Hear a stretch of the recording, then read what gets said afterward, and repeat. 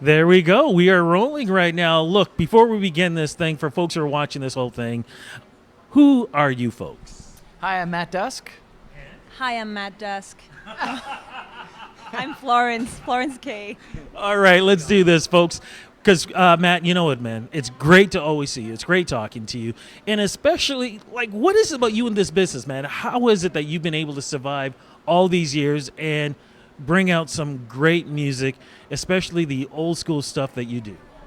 Well, honestly, I got some good advice a long time ago. It It's was like, a sex tape you did a few years well, ago, it was the if I'm drugs. right. I was gonna say, I mean, when it comes to music, it's all about mainly doing what you love. Because when times get tough, you gotta plow through. Been very fortunate to be in a genre where, It's timeless. it is, and not everybody can afford Michael Bublé, so I got hired. But this is a little change, my friend, because you've got somebody sitting next to you. So what's going on here, man? Because there's something a little different here. Well, the beauty about jazz music and going back to some of the best records with Ella Fitzgerald and Louis Armstrong was collaboration. Jazz is always about walking into a new place, playing with players, calling tunes, and having that magic moment. So I said, this music of bossa nova is all about romance.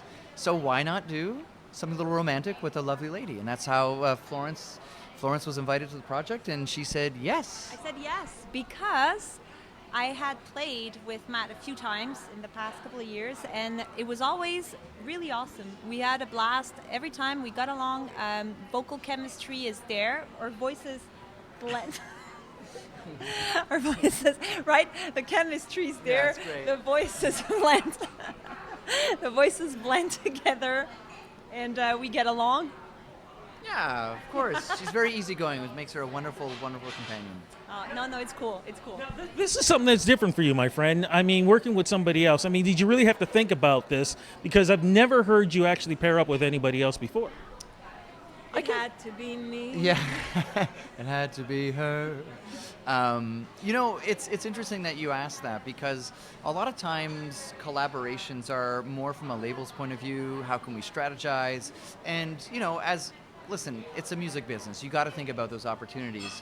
But to be honest with you, when working with Florence, it just became so much easier because I think it gets to a point where she's in her late 20s. I'm in my late 30s. I'm actually in my early 30s. Okay, that's why I said late 20s. Yes. Yes, see, she. And he's in his early 40s. No. So the thing is, you want to work with somebody who's going to be cool because as you get older, you just don't have time for BS anymore. And Florence was very, very easy to work with, and she wanted to do the music, which is a big thing. Yeah, but the other thing, too, is you're talking about a guy who is a perfectionist, and I can say that because I've known him for a long time. So knowing that you were going to work with him, what were your thoughts? Well, he's got some qualities. His perfectionism is actually perfect for this type of record. Okay. Because when you have For two... that other one that wasn't.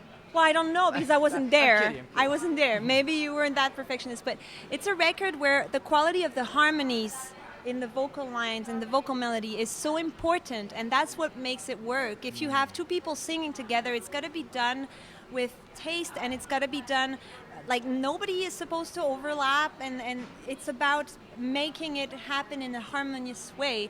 And to write such arrangements and to put it all together, you have to be a perfectionist. You really have to. So that was perfect. But we are talking bossa nova.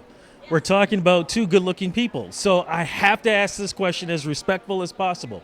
Were there some sexual tension going on while the music was going? No. I know this is terrible. We're both like, no. No, I know. It kills the whole thing. But no, Actually, because you know what though? It makes better music. I honestly think that when you have two people who are focused mainly on the music, I don't know, this is my opinion. we're But not Sonny and Cher. Yeah. And you know what? Some of the best love duets were done by people who were never in love together, Yeah. and it worked. Like Ella and Louis, unless I'm missing something. think We they don't were- yeah, know. Peebo and Celine. Oh, definitely not. Like definitely not. No, but I mean, Renee. no, but it's important because I think that a lot of time when you work with your partner, it could lead sometimes we're playing, like we're acting this emotion. You're pulling from like previous experiences. Yes, like I'm pulling with exactly. from my relationship with my wife, and you know. And from my relationship with my boyfriend, and we put it here so we don't, it's cool. It's like a movie. Turn it off. I'll tell you what really happened. You know what the best part is? I love how you guys made sure you cleared that one up real fast. But let's clear up, though, on how you went about choosing the music for this album. Well, I mean, for me, it came down to two things. Number one was to create something that was very enjoyable from an easy listening point of view. Like, there's so many records out there that people say, you got to listen to this, you got to listen to this. And the way I listen to music now is more from a point of view of the soundtrack of your life. In my house, there's always music on.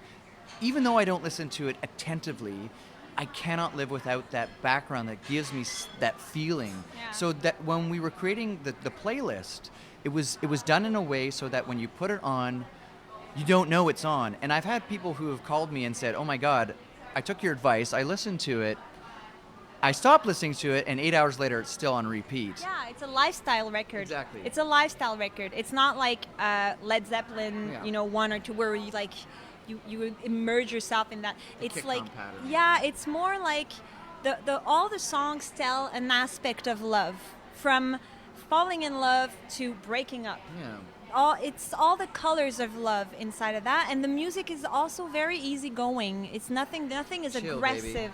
Yeah. It's chill. You want to chill out, you listen to Yeah. that record. You grab a bottle of wine and just listen to the record, and you'll get it. Yeah. So you realize, of course, that you guys are going to be helping to make some babies in the future, correct? Well, he's already got one in the making, in the oven. I have a kid on the way. Yeah. And it's funny though, right? Because I'm born in November 19th, and I was talking to my parents, and I was like, "So February," and my dad goes, "Well, what else are you supposed to do?" So any chance that you guys are going to tour this album together? What's going to happen?